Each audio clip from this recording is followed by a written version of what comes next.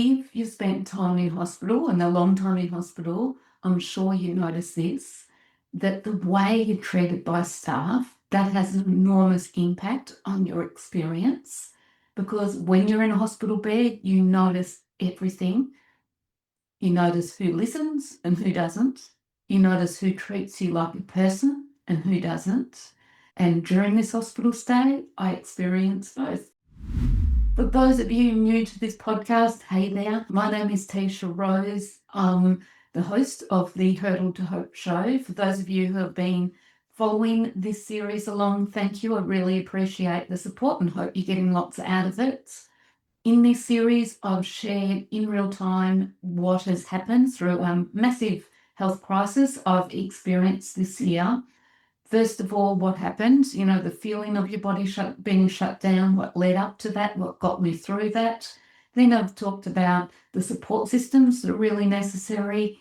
And last episode, I talked about the feeling of being left behind, like the world around you is going on without you and you're stuck either in hospital or you're stuck recovering, wherever that may be. But today's a little bit different. I really want to share my experience during this hospital stay and my observations and thoughts on how patients and practitioners interact. So hopefully you enjoy this episode that's a little bit different.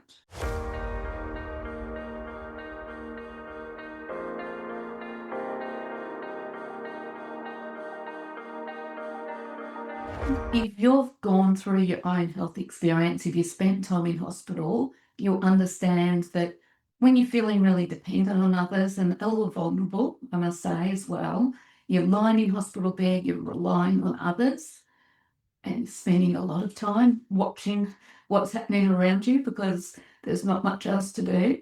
And you really start seeing things differently. You can see the absolute passion in so many nurses about this is more than a job, the care that they show.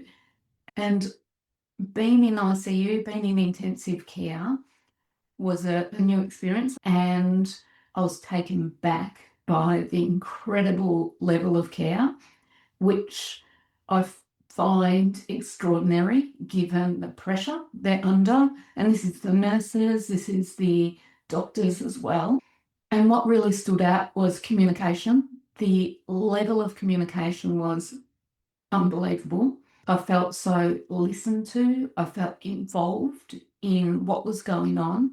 I felt like my experience was being treated really seriously. And that was so important during this time because I was in crisis. I'd never been in such an environment. I was worried about what was going on. I knew I wasn't responding to treatment. So to have that level of calm and knowing 3 times a day at least, the doctors would be in explaining what was going on. The nurses were incredible. That provided such calm in a time which could have been so chaotic. And it's funny because then when you experience that level of care and communication and understanding and all, when you don't, you realize how different that can feel. And just a really quick example, I had this doctor, not part of the ICU team, that came in on a Saturday. Never seen him before, didn't really introduce himself, didn't know who he was. Anyway, he ordered a test that in chatting to the ICU doctors, they said it had already been tested, it wasn't necessary. But he ordered that. He then said and put on a chart that everyone in contact with me had to gown up, put gloves on, because I was now to be treated like I was in isolation and would get the results of the test back in a few days. I felt really uncomfortable during this process because he wasn't explaining what was going on. He wasn't listening to me at all. After my 8 days in ICU, it meant I was put into isolation. But then no one knew anything about this test. No one could find the results. Then, finally, after about 5 days, an infections nurse found out verbally that all was clear. Then it took 10 days of them finally realising the report being lost. I didn't have whatever condition or infection they thought I might have. And finally, I was out of protocol for being in isolation. And it just, the frustration that caused and the lack of communication, the fact that I spoke to an infections nurse, I spoke to a doctor, and then never to be seen again. No one knew where this report was. When I was dealing with enough already, being in this room for 10 days, not being able to get out, when people come to visit me, having to put gloves on, gown on, it just added a level of stress I didn't need during that time. And it really highlighted to me when there's a lack of connection with a doctor or with a nurse, that doesn't help your healing. And fortunately, the nurses overall were incredible. But when there's a case when they're not, that again highlights the importance of communication and connection, not just seeing you as a symptom or just seeing you in terms of what the chart says. I remember the first night in the ward, I thought, oh no, this is going to be a nightmare.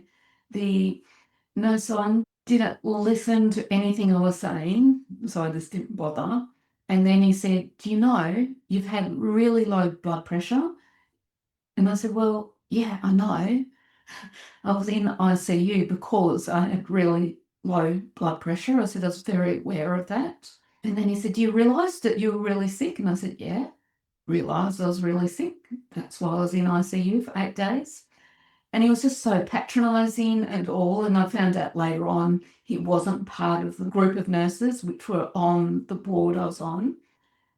And the nurses had issues with him as well. And what this experience showed me very clearly, and I think it's good sometimes gaining insights from patients, is what a difference communication and good communication means.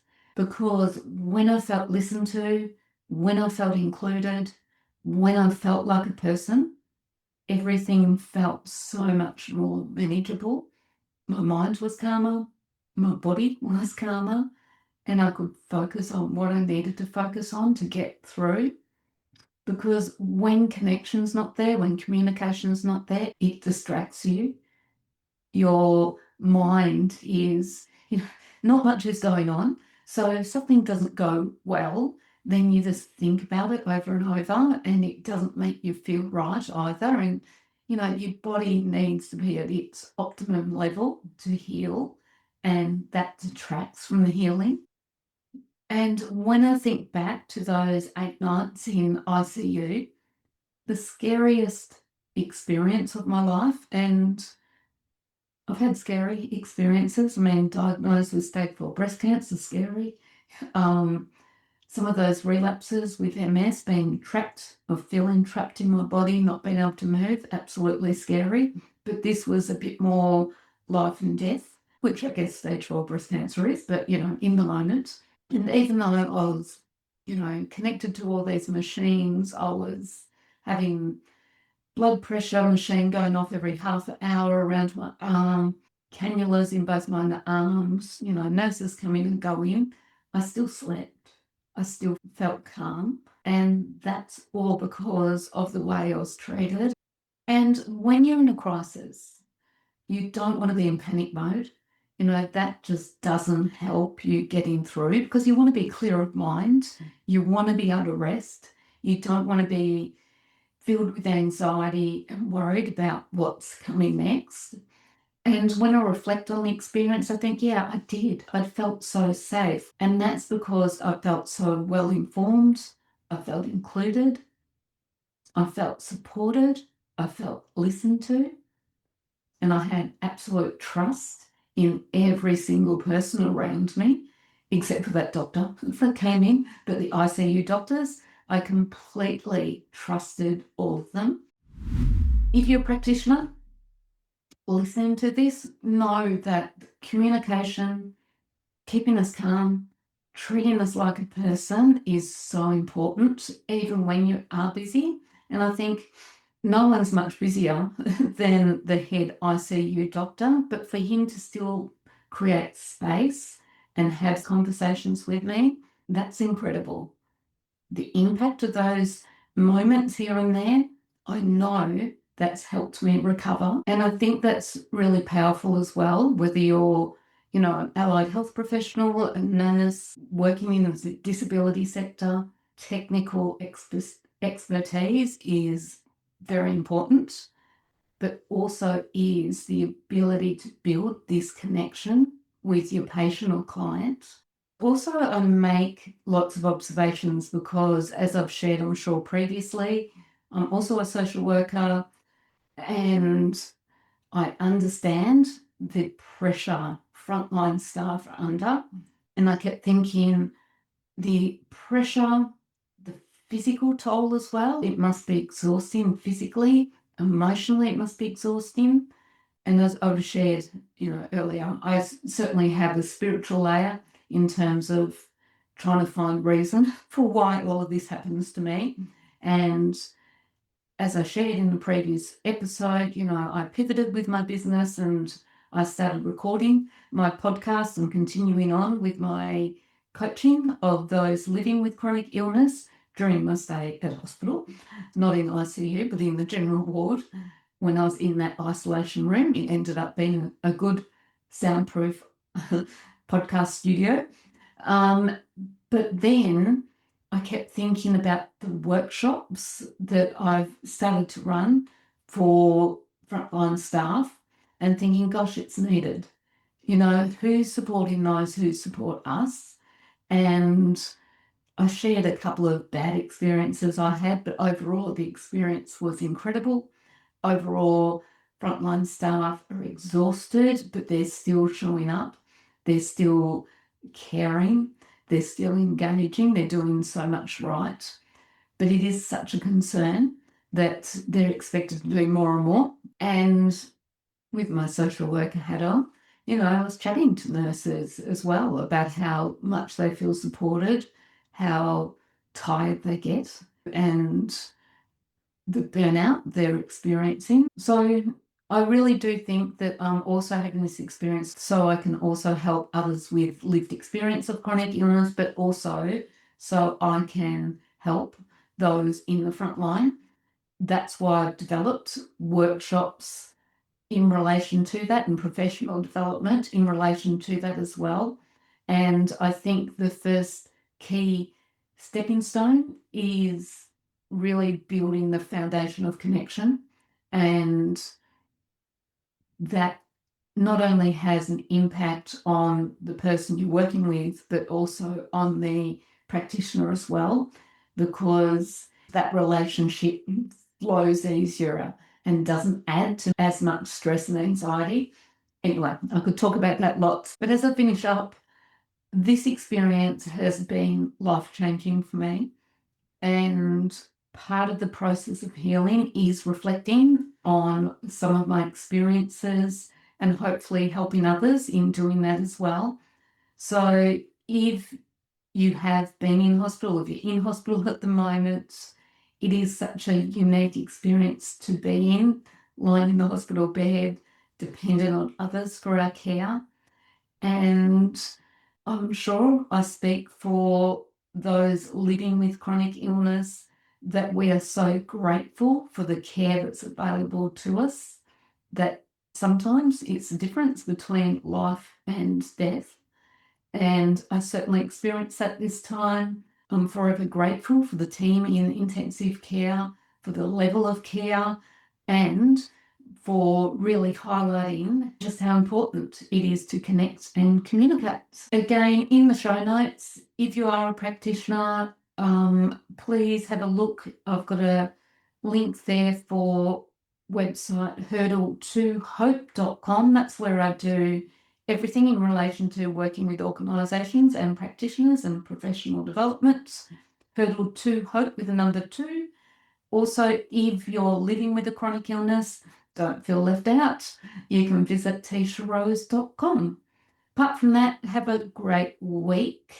And next week, it's the final episode of Series 3 of the Hurdle to Hope Show. Thank you for joining me on the Hurdle to Hope Show. Please help me spread the word. Share this episode or others to friends, family members who you think will benefit from these conversations. Don't forget, we're also on YouTube now. At Hurdle2Hope is the channel. And if you need support, resources, or a speaker for an event, please visit Hurdle2Hope.com. Don't forget Hurdle2Hope with the number 2. Enjoy your week, and if you're going through a difficult time, please remember, even in the darkest moments, hope is always there.